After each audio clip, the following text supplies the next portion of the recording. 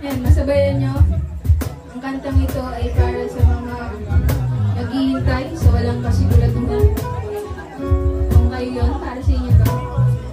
So ayan, this song is Luna. Sana magustuhan nyo.